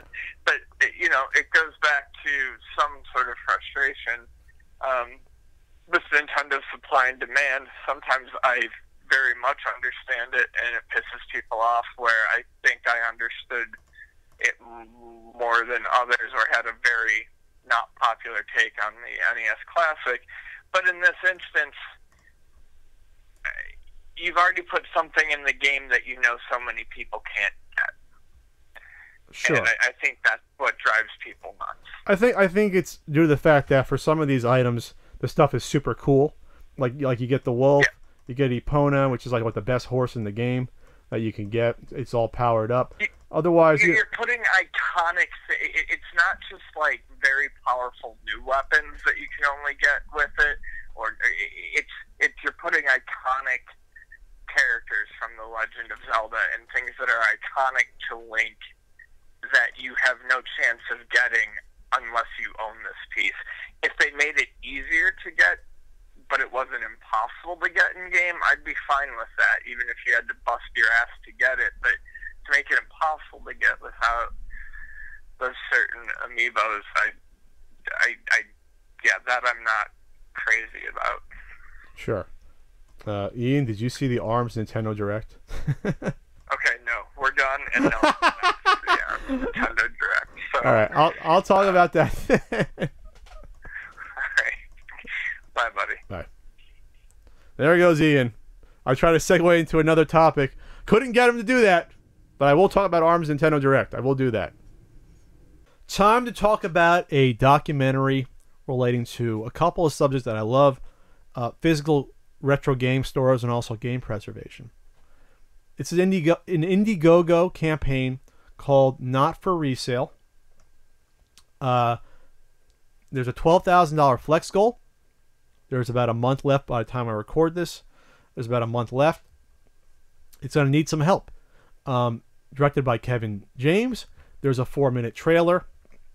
And they are going around talking to people that own retro game stores. And some of the bigger ones, including my favorite one, the one that I love, which is Digital Press in New Jersey. But they're also speaking to some other big ones out there. East Starland, outside of DC, is one, for example, that they plan to visit and or go back to. I actually spoke to Kevin, who's the director, who's been filming this and trying to get the funds to film more of this and also to do the post-production and things of that nature. And $12,000 for a documentary of this nature. And if you look at it, it's very well shot. They have real equipment. It's not just some guy using this iPhone. $12,000 is not that much here.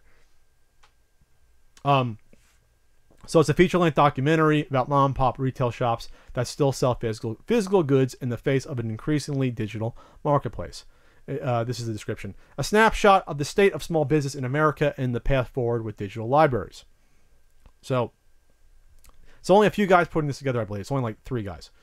There's going to be interviews. If you watch the video, you can see. But they actually went to the Library of Congress.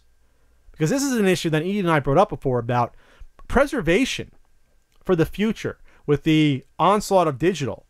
What happens to games 50 years from now that are tied to cell phones that are thrown out, that are not available again? What happens to games that are digital download only on consoles?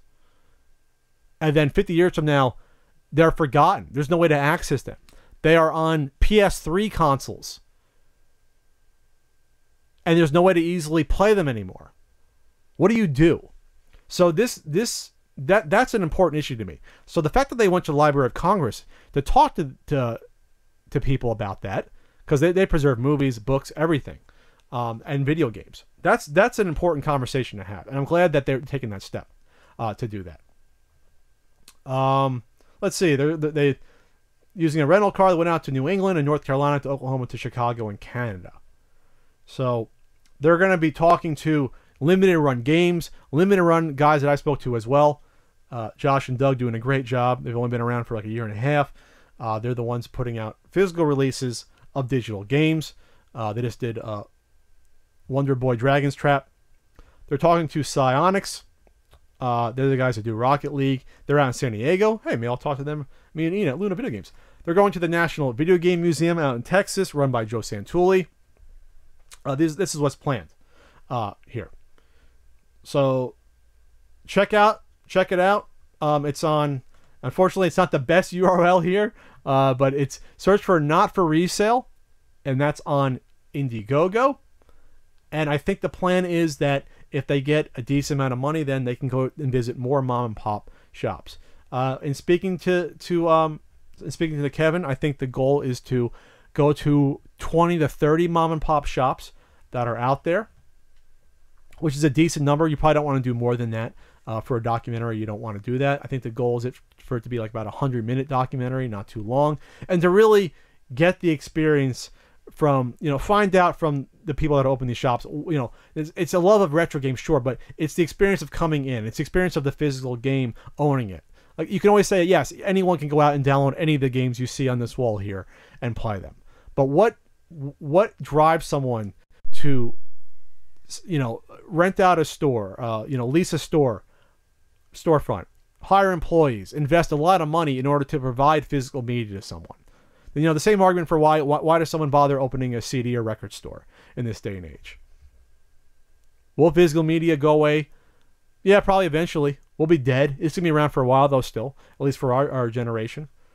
And, yeah, check it out again. I'll try not to shill it too much, but it seems like a good project. I try not to promote or talk about these Kickstarters too much, unless it's something I really think is going to be a worthwhile project. I've gone out of my way to not talk about other retro video game documentaries. I didn't feel that they were up to snuff, and it's not something that I thought was worth my time or my audience's time. But this seems like something that could be nice. But check out the I think it's like a 4-minute video. Check it out for yourself and see if something that you'd either want to support or just spread the word. It's Not For Resale, a video game store documentary film. Some somewhat sad news. And I wish Ian was not ill to talk about this, because we joke about Zack Snyder in the past, ruining the DC movie universe, and in my opinion, he's done a good job not to represent it well. But this is sad news, and I feel like I don't want to avoid this information just because if we took shots at the guy in the past professionally, we should at least show respect, at least personally, when it comes to this. But Zack Snyder stepped down from the Justice League film, which is in post-production, because unfortunately his daughter committed suicide. His daughter was about 20 years old, so he had to step down. He tried to his either credit or to his detriment, try to get over a tragic loss of a family member by trying to work on through post-production, because this has been edited for a while. There are some reshoots planned for Justice League. And it's not clear whether or not it's because people don't like the cut or Zack Snyder's work. But Joss Whedon, who directed Avengers 1 and 2, is going to step in to help do the reshoots and also to do the post-production work, which is, it's probably at least 4 or 5 more months left, because this isn't coming out until later in the year, November 17th. Joss went from the Marvel Universe to the DCU. He's going to do a Batgirl movie. He's done a good job, I think, with the Avengers movies. Pretty good job. He's probably the perfect person to step in. He's probably dealt with Zack in terms of the lead up to this, now being part of the the DC movie universe. Again, it's a tragic situation. I know we joke about Zack Snyder in the past. Ian said some stuff that could be construed as, well, he personally hates the guy. At the end of the day, no one wishes this much ill will on someone. When it comes to dealing with a tragic death, and I think we don't realize or take for granted how much time and stress and energy and blood, sweat, and tears goes into producing a movie of this magnitude, and the pressure that the person is under. Whether or not you agree with how well Batman v Superman came out. And from all intents and purposes, and I will see it eventually, but it looked like just a train wreck. Whether or not that's true, no one will deny the fact that the amount of energy and effort that goes into producing these films. And when it's something like this or Star Wars, you give up 2 years of your life to these projects, almost every frickin' day, from finishing up the script, casting, pre-production work, art design, working with the CG artists up front, and about what's needed for set pieces, choreographing, fight scenes, having the actors come in and working with them before. And this is all before you're even shooting the fucking film. And what a 2 to 3 month, sometimes 4 month process that is when you're shooting a movie this big, working 7 days a week. You're working 14, 15-hour days, or sometimes more, sometimes 20-hour days. And then once the movie's finished, you're going into the editing room. and you're dealing with that. Then CG working with those guys. Then the reshoots, and then you're doing that, and then you're still editing, and then you're working with the composer, and then you're doing the, you're doing the month and a half of, you think you're done. Then you got to promote the movie and do all the interviews and fly around the world. And this is, I'm not saying this is, feel sorry for these people. They chose it, but it's grueling work. So in the midst of all this, there's a tragedy.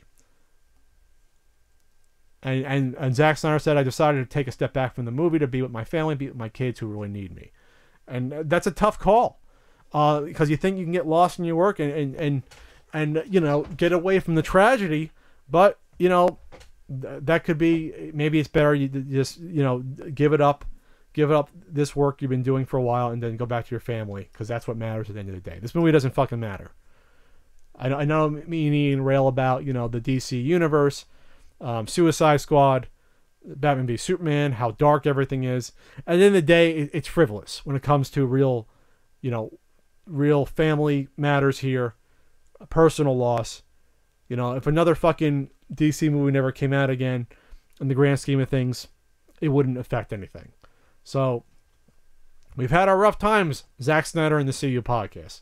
We absolutely have had rough times. Hopefully, it was all in good fun. We didn't wish anything bad on a person to happen. We didn't wish something bad to happen. And there were assholes out there that are glad that this happened because then he's off the project. Just don't fucking go there. This is a real person you're talking about dealing with family tragedy. He tried to keep this private, and then it's come out because he finally decided to leave the film. This happened, I think, a couple months ago. So the fact that he tried to keep it private to me is mind-blowing. But obviously, he needed a reason to step away from the project, and this is it. So Autumn, his daughter, is gone. It's from his first marriage, and hopefully he heals. Hopefully his family can heal from this. Hopefully he can heal, and hopefully he can move on and come back in the future to direct. So here's to you, Zack Snyder. I hope this isn't as bad as what it seems like it is, and hopefully in the future, you'll direct something that I'll be looking out for, that I can help, not promote, but at least give my stamp of approval to it. And I'm sure Ian feels the same way. Time now for that wacky story on the CU podcast, the clickbaity one. Man suing his date for texting during Guardians of the Galaxy 2. This comes from The Statesman, which is an Austin, Texas, I guess, periodical, newspaper, online site. Comes up from the Alamo Draft House. There's been an update to the story, which I'll get to. A man is suing a Round Rock woman. That's not the type of person she is. That's where she's from. Round Rock woman for texting during a movie date at the Barton Creek Square Theater. He filed it in small claims court. Brandon Vesmer, 37, of Austin, filed a claim against his date. He's asking for $17.31, which is the price of the movie ticket to a 3D showing of Guardians of the Galaxy 2, which, by the way, was a good movie. The 35-year-old woman reached by phone, said she didn't know about the claim. She asked her name not be used. She said, "Oh my God, this is crazy." All right. He met the woman online, Vesmer, and he went on her first date, May 6th, to a movie. By the way, if you're out there listening to this I know you're not seeking relationship advice from me. Maybe that's for the Not So Common podcast. A movie is the worst place for a first date, or even second date, I would argue. You don't have a chance to interact with the person, get to know them, see if how the chemistry is. A date is almost an excuse not to talk to someone for 2 hours, and you pay for it. Just go to a nice restaurant, go out, do a fun activity where you interact. Don't go to the movies for a first date anyway. They went on their first date. He said it was kind of a first date from hell. About 15 minutes after the movie began, Vesmer said, his date started texting on her phone. This is like one of my biggest pet peeves. Well, I'm hoping it wasn't just because she wasn't interested in you at all, but if you're watching a movie, you don't have to be interested in your date at all to have a good time. You can just watch the huge 80-foot screen in front of you. Vesmer said the woman activated her phone at least 10 to 20 times in 15 minutes to read and send text messages. That's a lot for a movie. Maybe get away with it for once or twice. He said he asked her to stop but refused. He said he told her that maybe she should go outside to text. She left the theater and never came back. She left in her car, which they had driven to the theater, leaving Vesmer without a ride, he said. He said he texted her a few days later asking for the price of the ticket, but she refused to pay it.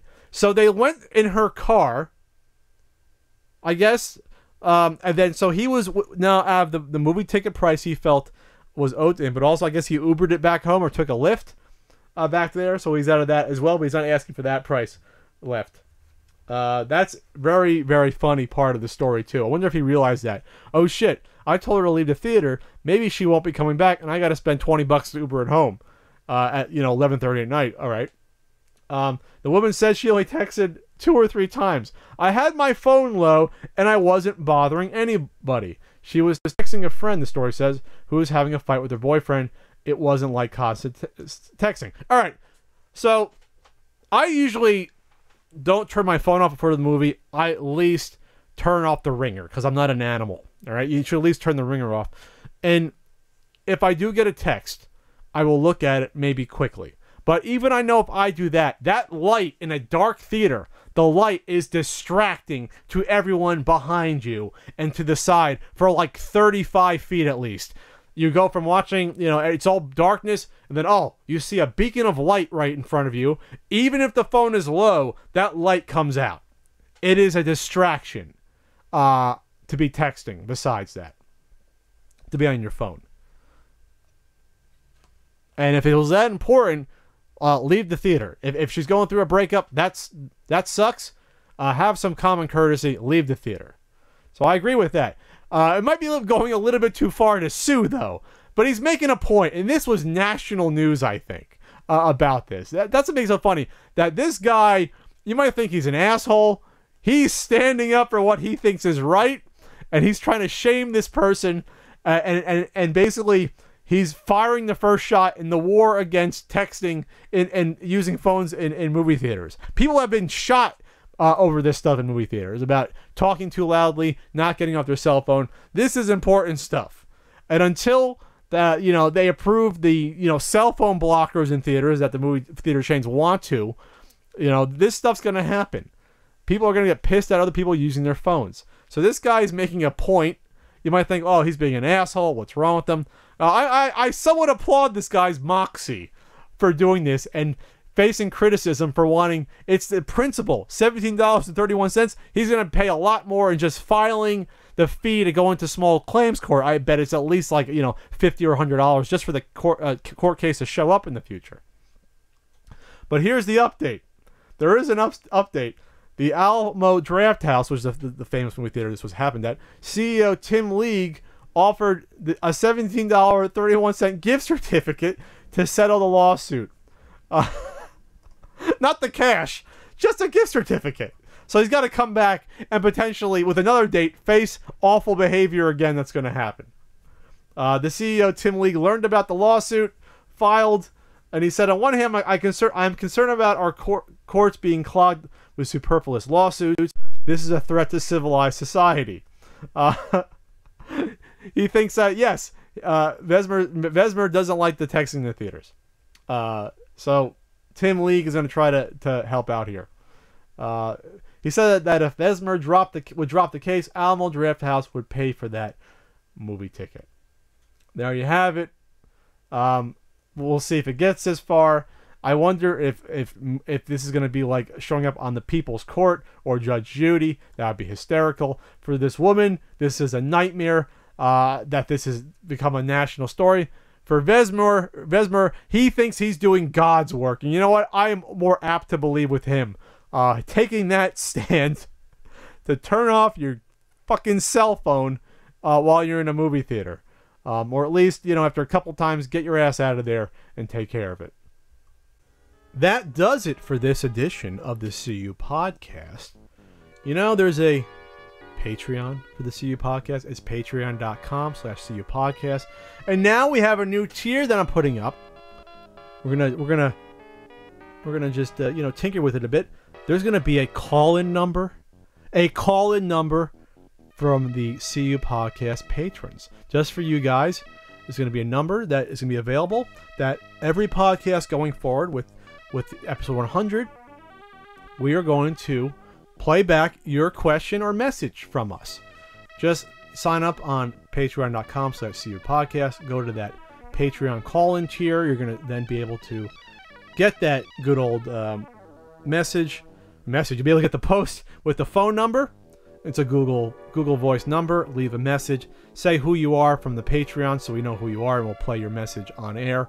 And we will answer or react to your funny and or non sequitur or your question. We'll give it a good sort of a go on it, and that'll be a segment going forward on the CU Podcast. So again, it's patreon.com/CU Podcast. If you want to advertise with the CU Podcast, shoot me an email at cupodcast@thepunk-effect.com. I will be attending Too Many Games, and that is in Oaks, Pennsylvania. That is June 23rd to the 25th. Ian is hoping to be there as well. At this point, he plans on going. He's planning on going. Hopefully, his health keeps up there. So go to tooManyGames.com for information there. Yeah, anything else going on? Yeah, nothing else. Just another solo podcast. The 100th episode will be there in a couple of weeks. Recording around June 6th. Be on the lookout for that. Thanks so much, guys, for helping get us to this point.